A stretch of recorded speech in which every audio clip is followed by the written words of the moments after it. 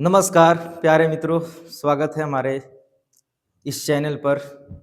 मैं आज इस वीडियो में 10 मैथ के प्रश्न देखेंगे। वो ऐसे होंगे जो एग्ज़ाम के दृष्टि से बहुत आवश्यक होंगे और चाहिए भी इसी तरह से प्रश्न को प्रिपरेशन के दौरान तैयार करना, ताकि एग्जामिनर जिस भी तरह से जिस भी भाषा में यदि वह पूछे तो उस चीज़ को पकड़ पाए। तो चलिए वीडियो को स्टार्ट करते हैं। आज का हमारा पहला प्रश्न है, 80 लीटर के एक मिश्रण में दूध और पानी का अनुपात 7:3 है। इसमें कितना पानी मिलाया जाए ताकि दूध और पानी का अनुपात 2:1 हो जाए। इस प्रश्न को समझने के लिए हमें यह समझना होगा कि रेशियो जो दिया है 7:3, अब हो क्या जाता है 2:1। प्रश्न है कि आखिर ऐसा क्यों हो जाता है।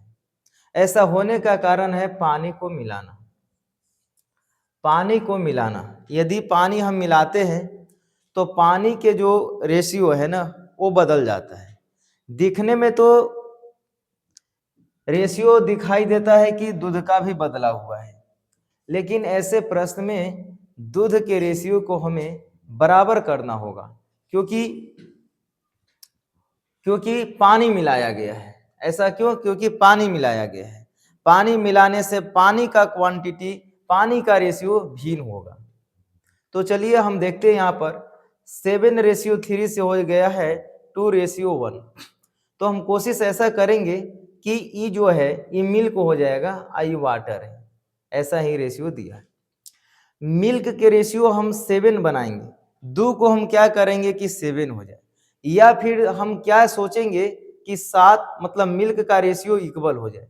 तो सबसे पहले हम क्या सोचेंगे कि इसमें 2 से हम मल्टीप्लाई कर देंगे, आई से रेशियो में हम 7 से मल्टीप्लाई करेंगे। ऐसा करने से क्या होगा, ये जो निकल करके आएगा मिल्क और वाटर, यदि दोनों का रेशियो होगा तो 7 दूनी 14 हो जाएगा। आई हो जाएगा 7 3 दूनी 6, ये हो जाएगा 7 दूनी 14 हो जाएगा, और ये हो जाएगा कितना 7 एकम 7। मतलब यहां से ये देखना है कि 7 रेशियो, अब चूंकि दूध तो मिलाया नहीं गया था तो दूध का रेशियो सेम रहेगा, लेकिन वाटर का रेशियो देख रहे हैं कि 6 से बढ़कर के 7 हो गया है। एक रेशियो का इंक्रीजमेंट है। तो यही हमें निकालना है कि आखिर एक रेशियो के रूप में कितना लीटर है। तो पहले आखिर कितना लीटर है हम कैसे निकालेंगे। ये जो डेटा दिया है 80 लीटर, ये जो दिया है पूरा क्वांटिटी, पूरा रेशियो का योग है, यानी 14 और 8 20। तो कहेंगे कि 20 रेशियो का जो वैल्यू दिया है वो 80 दिया है ना। तो हम 1 रेशियो के वैल्यू लाएंगे तो हो जाएगा 4। 1 रेशियो का वैल्यू कितना हो जाएगा 4 लीटर। और चूंकि हमें 1 रेशियो का वैल्यू ही निकालना है तो 4 लीटर इस प्रश्न का क्या हो जाएगा, सही आंसर हो जाएगा। इस प्रश्न का सही आंसर हो जाएगा 4 लीटर। तो रेशियो मेथड से प्रश्नों को बनाना चाहिए ताकि समय का भी बचत हो और चीजें समझ भी बहुत बेहतर से तरीका से आ जाए। अब हम आगे बढ़ते हैं। सब प्रश्न जो है बड़ा बेहतर प्रश्न है। ऐसा प्रश्न जो है यदि आप 10 प्रश्न अगर बनाइएगा ना, है ना, तो पता चलेगा कि कितना प्रश्न जो है हमसे क्लियर हो पाया। 10 में 8 प्रश्न अगर क्लियर हो पाया तो बहुत बढ़िया बात है, लेकिन कोशिश करना है कि 10 में 10 क्लियर हो पाए। यदि कोई परेशानी भी है तो चीज़ों को समराइज करने का प्रयास कर ही रहे हैं। यहाँ पर है, एक व्यक्ति अपनी सामान्य चाल की 60% चाल से चलने पर अपने गंतव्य पर 1 घंटा 40 मिनट की देरी से पहुंचता है। उसका सामान्य समय समझना होगा कि सामान्य समय किसको कहा जा रहा है। सामान्य समय मतलब पहले वाले समय को कहा जा रहा है। पहले वाले समय को कहा जा रहा है। तो हम पहले वाले समय 60% चाल किया गया है सामान्य समय की। मानते हैं कि सामान्य समय 100 मीटर प्रति घंटा है, तो हो क्या रहा है सामान्य समय की 60%, सामान्य समय की 60%, मतलब इस 100% से चला गया। ये दोनों का रेशियो लेंगे, है ना, तो 1 0 से 1 0 और 3 दूनी 6 हो जाएगा, आई 5 दूनी 10। ये बनेगा स्पीड का रेशियो। ये स्पीड का क्या हो जाएगा, रेशियो हो जाएगा। क्योंकि हम जानते हैं कि स्पीड के रेशियो का उल्टा होता है टाइम का रेशियो, है ना। टाइम का रेशियो यदि निकाले, टाइम का रेशियो, तो 3 रेशियो क्या मिलेगा, 5 मिलेगा। अच्छा बात है। जब टाइम का रेशियो मिल गया तो हमें यही ढूंढना है कि जो समय दिया है वो समय कहा है कि 1 घंटा 40 मिनट देरी से पहुंचता है ना, देरी से पहुंचता है, क्योंकि इसका चाल कम गया था। तो हम इसका अंतर लेंगे, अंतर कितना हो जाएगा, 2 रेशियो। इसका मतलब देरी से पहुंचने का मतलब है 2 रेशियो, मतलब 2 रेशियो तो है, लेकिन 2 रेशियो किसके इक्वल है, तो बोलेंगे कि जो 2 रेशियो है वह 1 घंटा प्लस 40 मिनट। हम 40 मिनट को घंटा में बदल लेंगे तो हो जाएगा 0 से 0, 2 दूनी 4, 5 दूनी 10, ये हो जाएगा 5, 3 दूनी 6 हो जाएगा, ये 3 एकम 3 और 2 5 बराबर 5 बटा क्या मिल जाएगा, 5 बटा 3 मिल जाएगा। तो 1 रेशियो का अगर वैल्यू देखेंगे तो 5 बटा 3 दूनी क्या मिलेगा, 6। हमें कहा है कि सामान्य समय, सामान्य समय यही है, ये सामान्य है, सामान्य समय है समय, और बदलने के बाद समय, है ना, बदलने के बाद, बदलने के बाद या परिवर्तन के बाद का समय। अब हम क्या करेंगे, हमें इस 3 रेशियो का यानी समान समय 3 रेशियो का वैल्यू चाहिए। तो 3 रेशियो यानी 3 दूनी 6 यानी 2.5 आवर जो हो जाएगा वो इस प्रश्न का सही आंसर हो जाएगा, है ना। तो ऐसे बनाते हैं प्रश्न को। आगे हम बात करते हैं प्रश्न नंबर 3। कहा है ए बी से 3 गुना अधिक कुशल है और इसलिए किसी कार्य को पूरा करने में बी ए से 60 दिन कम समय लेता है, 60 दिन कम समय लेता है, और वे दोनों मिलकर उस कार्य को कितने दिनों में पूरा करेंगे। तो हम पहले करेंगे ए और फिर कर लेंगे बी। हम एफिशिएंसी लेंगे, है ना, एफिशिएंसी। यदि हम एफिशिएंसी निकालेंगे तो ये हो जाएगा कितना, ए बी से 3 गुना, यानी ये 1 है तो ये 3 गुना है। अब हम टाइम का रेशियो निकालेंगे, टाइम का रेशियो निकालेंगे। तो टाइम का रेशियो यहां पर भी क्या हो जाता है, एफिशिएंसी का उल्टा। जिसके पास ज्यादा क्षमता होगा काम करने का उस जल्दी करेगा, मतलब कम टाइम में करेगा। जिसके पास क्षमता कम होगा वो ज्यादा टाइम में करेगा। इसीलिए समय और एफिशिएंसी एक दूसरे को उल्टा होता है, अर्थात मतलब व्युत्क्रमानुपाती होता है। अब हम देखेंगे कि इसलिए किसी कार्य को बी से 60 दिन कम समय लेता है। अब ये देखते हैं कि कम कितना टाइम ले रहा है, कम ले रहा है 2 रेशियो, मतलब 2 रेशियो तो रेशियो में कम ले रहा है ना ये, लेकिन टाइम में कितना ले रहा है, तो 60 आवर, मतलब 60 दिन, है ना, 60 दिन कम ले रहा है। तो हम यहां से काटेंगे 30 दूनी 60। रेशियो का वैल्यू क्या मिलेगा, रेशियो का वैल्यू मिलेगा 30। रेशियो का वैल्यू क्या मिलेगा, 30। जब रेशियो का वैल्यू 30 मिल गया तो कहा है कि वे दोनों मिलकर उस कार्य को कितने दिनों में पूरा करेंगे। तो हम टाइम निकालेंगे तो 30 एकम 30 दिन हो जाएगा, है ना, ये 30 डेज हो जाएगा। उसके बाद 30 या 90 डेज हो जाएगा, यानी कि काम को अकेले 90 दिन में करेगा और ये दोनों मिल जाएगा। तो सबसे पहले हम क्या करेंगे, एलसीएम लेकर के कुल यूनिट निकाल लेंगे कि कितना यूनिट है जो करना है। और ये हो जाएगा 30 आई 90 और 3 9 एकम 9 एफिशिएंसी ले लिए 390 हो जाएगा एफिशिएंसी 3 एक 4 हो जाएगा। यानी हम काटेंगे तो यहाँ पर से आएगा 4 दूनी 8 है ना 4 दूनी 8 यानी कि यहाँ आ जाएगा 22.5 डेज हो जाएगा इस प्रश्न का सही आंसर। जब वो दोनों मिल करके काम करेगा तो 22.5 डेज में कवरेज कर लेगा काम को। आगे बढ़ेंगे।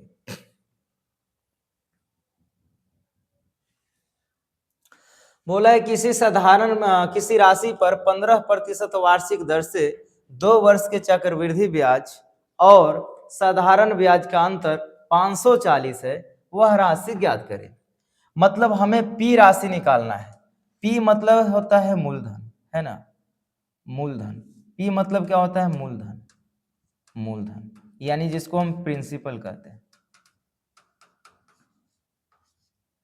प्रिंसिपल। अब यही वैल्यू को हमें क्या करना है?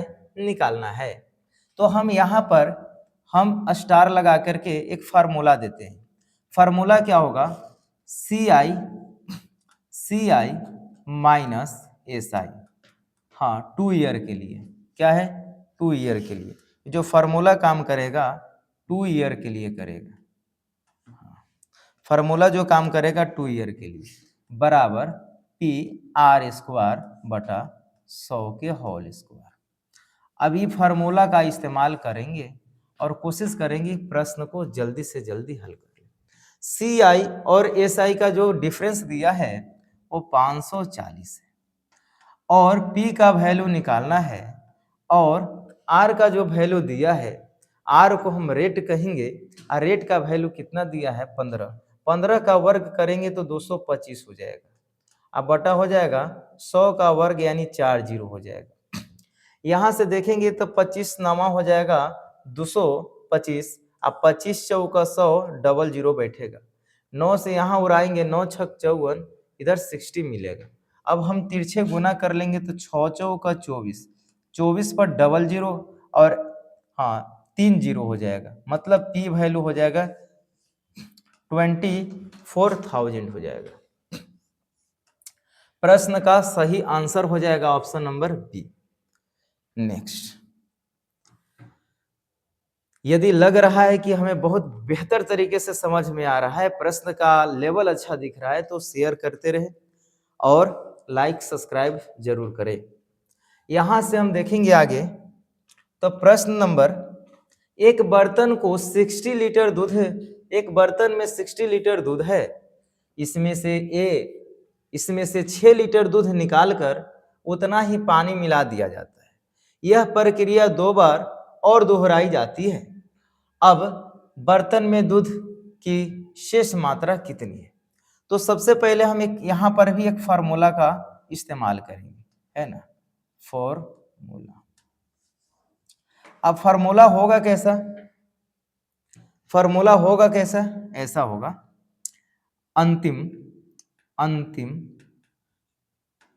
मात्रा, है ना, किसका? मिश्रण का, है ना, और बराबर हो जाएगा प्रारंभिक मात्रा। ये हो जाएगा 1 माइनस एक्स जो है ना, जो निकालने वाला वैल्यू है ना, एक्स वो वैल्यू है निकालने वाला मात्रा, निकाली गई मात्रा, निकाली गई मात्रा, और बटा हो जाएगा प्रारंभिक मात्रा यानी इनिशियल, है ना, यहाँ पर हम बोल सकते हैं प्रारंभिक मात्रा।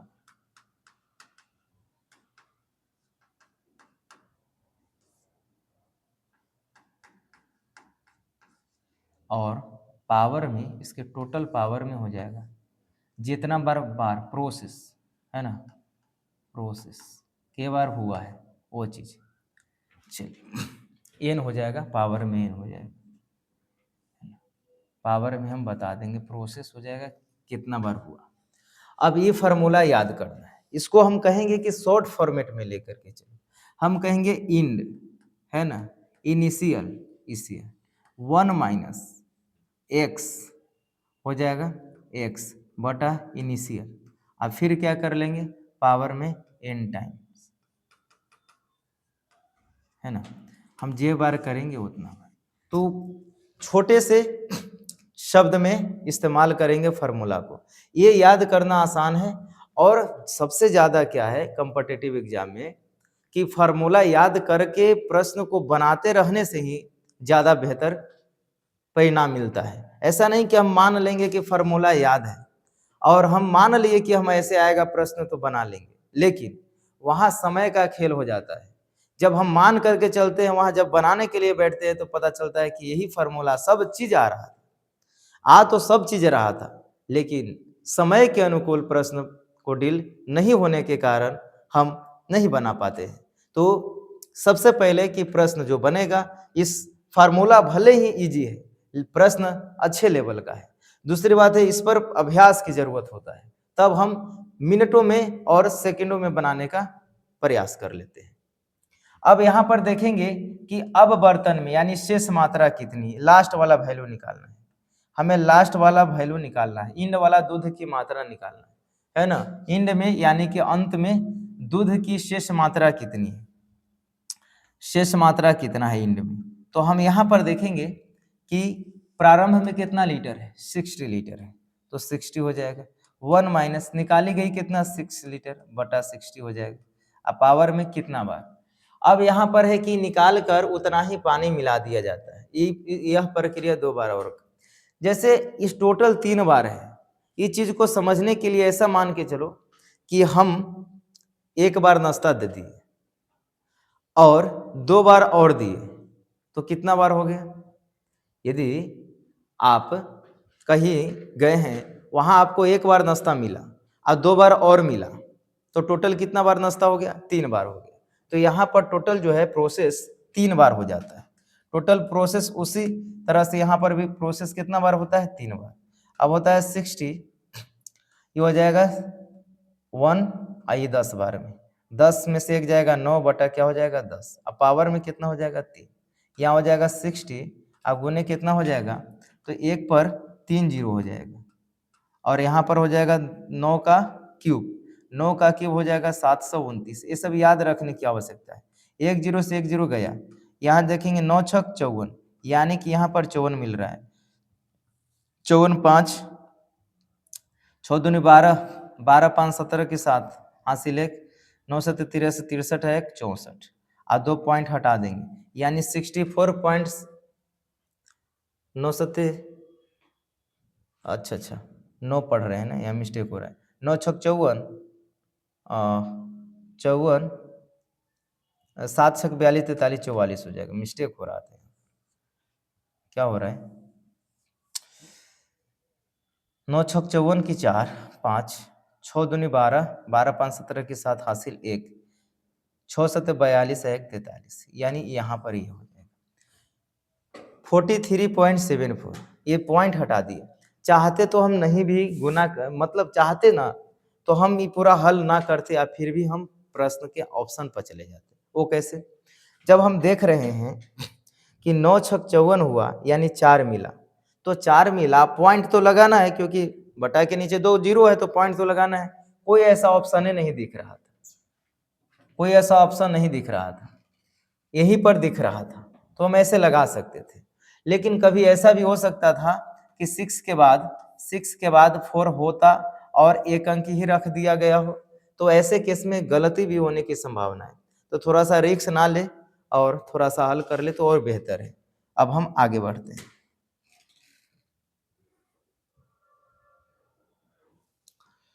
लिखा है, एक ठोस गोले की त्रिज्या को दुगना कर दिया जाए, एक ठोस गोले की त्रिज्या को बोला जा रहा है कि दुगना कर दिया जाए, पृष्ठीय क्षेत्रफल में कितने प्रतिशत की वृद्धि होगी। यदि हम इस प्रश्न को बनाने के लिए चलते हैं तो दो चीजें निकल के आता है कि एक हमें चाहिए गोला के पृष्ठीय क्षेत्रफल, गोले का पृष्ठीय क्षेत्रफल, हमें यह फार्मूला होना चाहिए ध्यान में। ये हो जाएगा 4 पाई r स्क्वायर। अब हमें ये देखना है जो 4 पाई आर स्क्वायर है, अब हमको पहले तो प्रारंभिक हो जाएगा फिर बदलने के बाद हो जाएगा, यानी कि बढ़ाने के बाद या घटाने के बाद। प्रारंभिक में क्या हो जाएगा 4 पाई आर स्क्वायर हो जाएगा, और सेकेंडरी में क्या हो जाएगा 4 पाई, है ना, 4 पाई आर के वैल्यू 2 पाई करना होगा। ऐसा क्यों कह रहे हैं, प्रश्न ऐसा कह रहा है कि क्या करना है कि दुगना कर देना है, त्रिज्या को दुगना कर दिया। तो यहाँ से हम ये काट देंगे और यहाँ पर एक मिनट आर हो जाएगा ना, यहाँ पर हो जाएगा आर स्क्वायर, यहाँ हो जाएगा 2 दूनी 4 आर स्क्वायर, आर स्क्वायर से आर स्क्वायर कट जाएगा, इधर एक बार में 1:4 हो जाएगा। बढ़ा कितना 3, कितना पर बढ़ा 1 पर, गुने क्या हो जाएगा 100। मतलब अगर देखा जाए तो 300% वृद्धि होती है ना, 300% की वृद्धि। हम चाहते तो हम इतना नहीं काम करते, हम ऐसे भी हल कर लेते जल्दी में, है ना। हमें जल्दी में अगर हल करना होता, जल्दी में हल करना होता तो कैसे करते, हम क्या करते कि त्रिज्या को 1 माने, क्योंकि हम जानते हैं कि 4 पाई आर स्क्वायर होता है, 4 पाई इधरे भी कटेगा 4 पाई उधरे भी कटेगा, क्यों लेना है, नहीं लेना है। त्रिज्या को हम 1 ले लेते तो 1 हो जाता, 1 का वर्ग हो जाएगा, त्रिज्या को दोगुना कर दिया यानी 2, तो 2 का वर्ग हो गया, ये हो जाएगा 1:2 दूनी 4, बढ़ा कितना 3, कितना पर 1 पर, गुने क्या हो जाएगा 100। तो हम समय बचा सकते हैं, है ना। लेकिन हम समझने के लिए हमें इसको दिखाना पड़ा, हम ऐसे भी बना सकते हैं यदि ये चीज को कवरेज है तो। नेक्स्ट,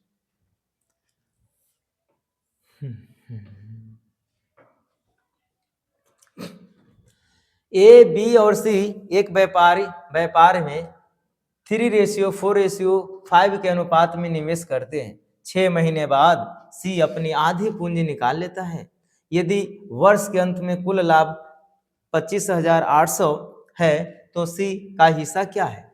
तो सबसे पहले हम बनाने के पहले क्या है पूंजी देखेंगे कि पूंजी निवेश कितना किया है। ए बी सी, ए कितना निवेश किया है 3:4:5। कहता है 6 महीने के बाद, यानी 6 महीने तक सी ने क्या किया है पैसा लगाया था, 6 महीने के बाद पूंजी को आधा किया है। तो हम 6 महीने तक इसको पूंजी को लगा करके काम करते हैं। तब 5:6 बराबर हो जाएगा 6×5=30। अभी 30 क्या निकल के आता है, ये पूरा हिस्सा निकल के आता है। ये 30 क्या निकल के आता है पूरा हिस्सा।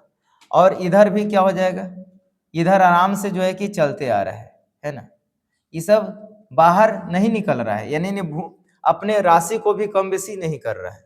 फिर अगले 6 महीना के लिए क्या किया 2.5 यानी कि आधा कर दिया, जो राशि लगाया था ना पूंजी यानी निवेश किया था उसको आधा कर दिया 6 महीना में, तो हो जाएगा 25×6 = 150 यानी 15।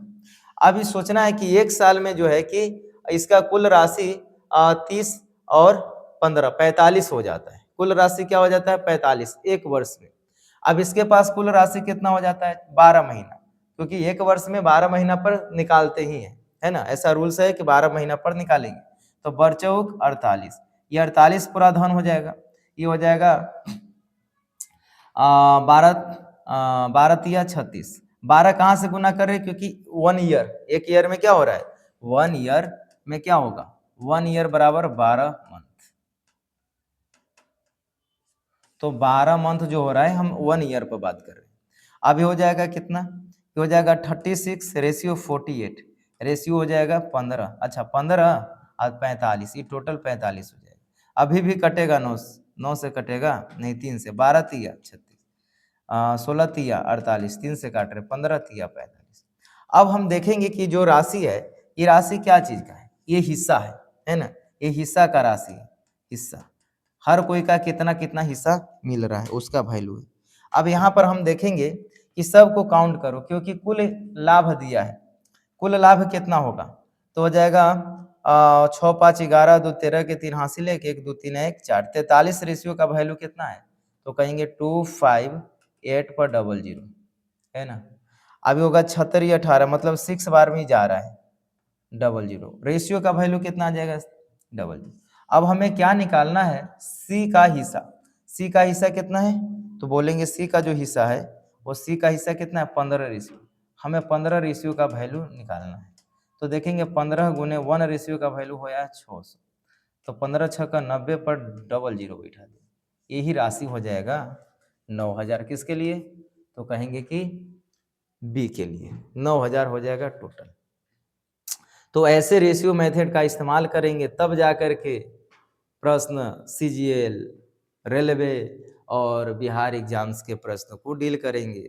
और ऐसे करने से क्या होगा, समय बचेगा, प्रश्न ज़्यादा बनेगा, माइंड पॉजिटिव रहेगा, है ना, बिना एक्स माने हुए।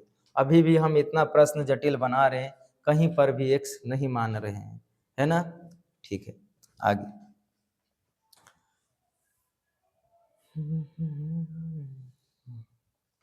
ए, बी और सी एक काम को क्रमशः 20, 30 और 60 दिनों में कर सकते हैं। यदि ए को हर तीसरे दिन बी और सी दोनों की सहायता मिले तो काम कितने दिनों में होगा।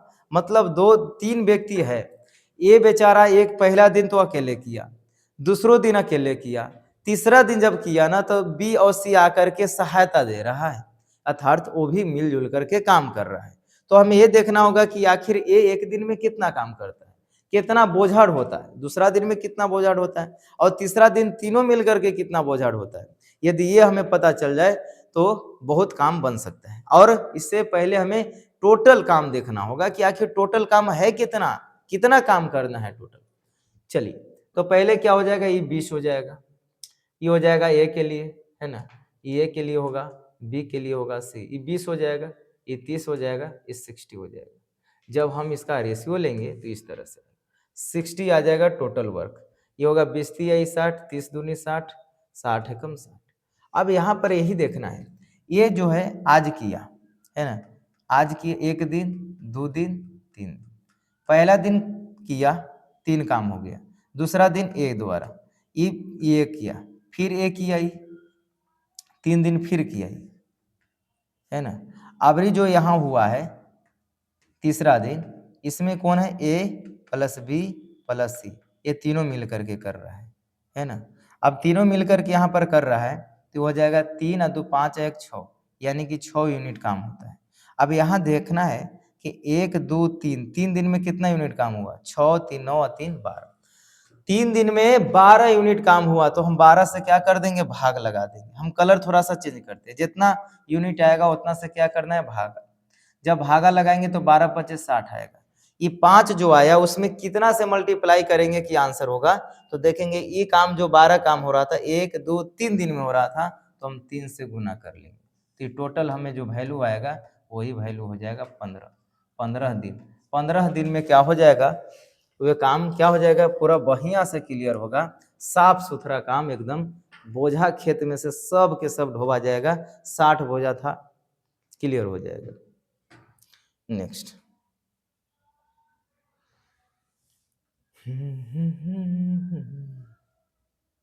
लिखा एक चोर दोपहर 2:30 बजे कार चुराकर 60 किलोमीटर प्रति घंटा की चाल से भागता है। ठीक है, चोरी का पता 3 बजे चलता है और मालिक दूसरी कार से 75 किलोमीटर की चाल से पीछा करता है, तो वह चोर को कितने बजे पकड़ लेगा, है ना, कितने बजे पकड़ लेगा।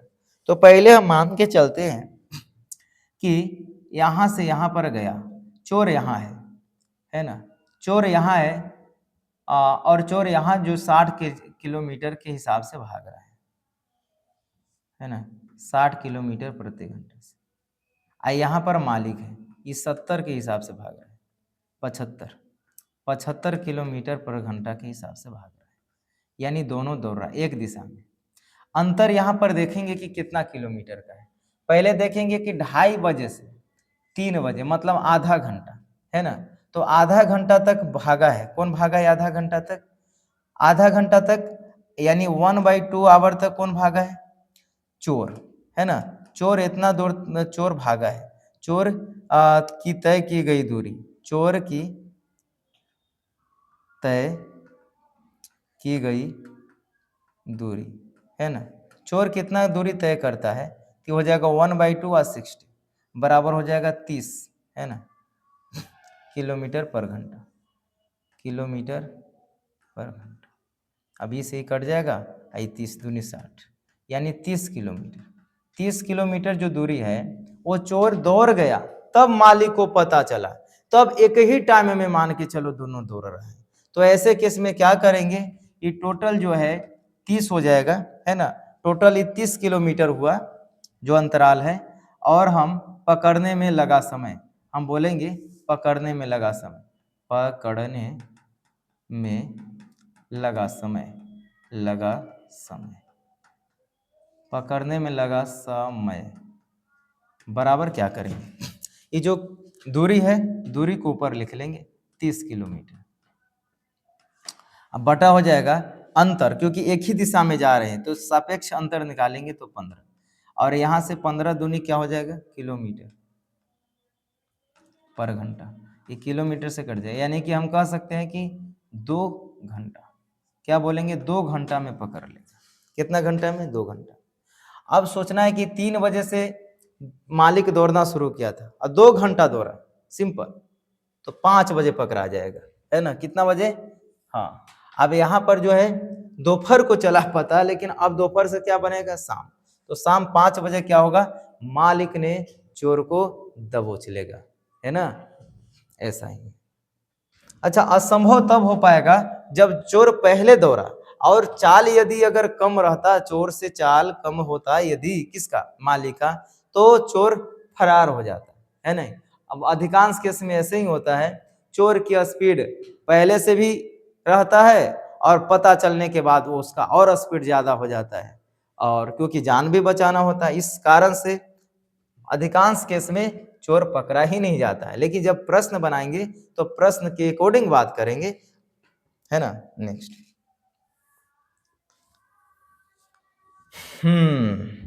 तो आज प्रश्न का जो है वो लास्ट, इस वीडियो का लास्ट प्रश्न है। अर्धवार्षिक रूप से संयोजित 20% वार्षिक दर पर, यानी कि जो रेट है वो 20%, लेकिन अर्धवार्षिक है ना, अर्धवार्षिक है, तो हम क्या करेंगे 20, है ना,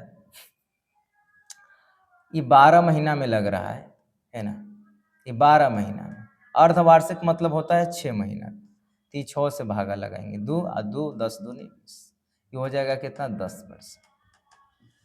और हम टाइम निकालेंगे, टाइम निकालेंगे तो 1 वर्ष है, 1 वर्ष है, तो हम क्या करेंगे 1 गुने 12 बटा क्या कर लेंगे 6, क्योंकि 12 महीना में क्या हो रहा है, अर्धवार्षिक है ना, तो 6वें महीना पर ब्याज लग रहा है, तो हम इस तरह से काटेंगे, 6 दूनी 12 यानी 2 एकम 2।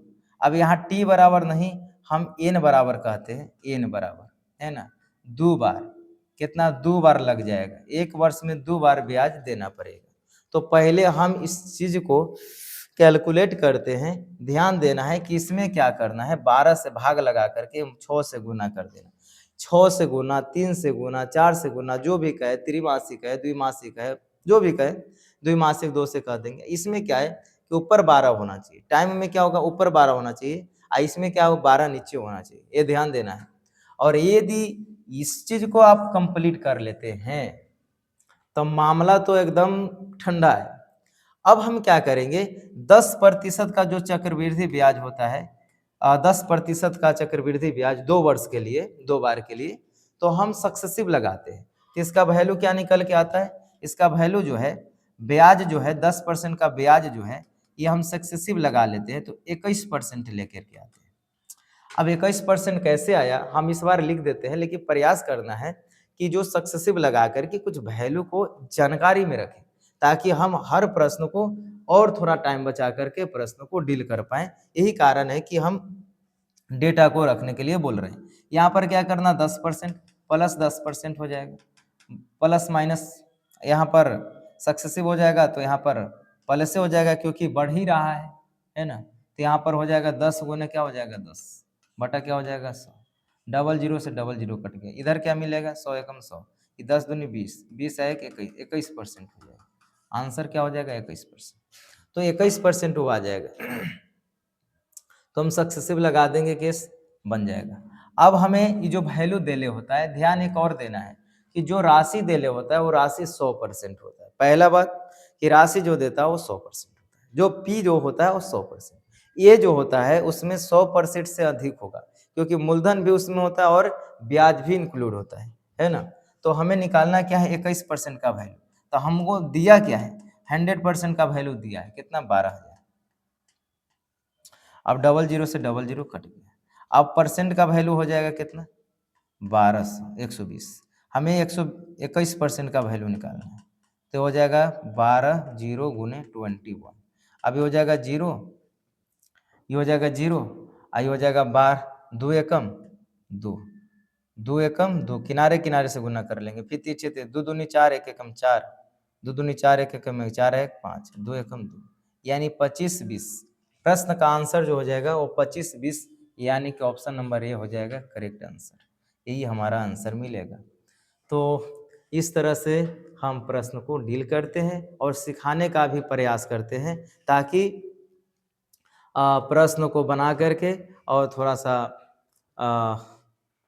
अच्छा परफॉर्मेंस दिखा सके। तो बस इतना ही, और अच्छा लगे तो शेयर करें, ताकि हम भी और कोशिश करेंगे कि नए पैटर्न के अनुसार, है ना, क्वेश्चन को तैयार करें, और ऐसा कोशिश करें कि एक प्रश्न यदि हम बताएं तो उसकी जानकारी से कई प्रश्न, कई गुना प्रश्न को कवरेज किया जा सके। तो प्रयास ऐसा ही रहेगा, तो बने रहिए। जय हिंद, फिर मिलेंगे अगले वीडियो में।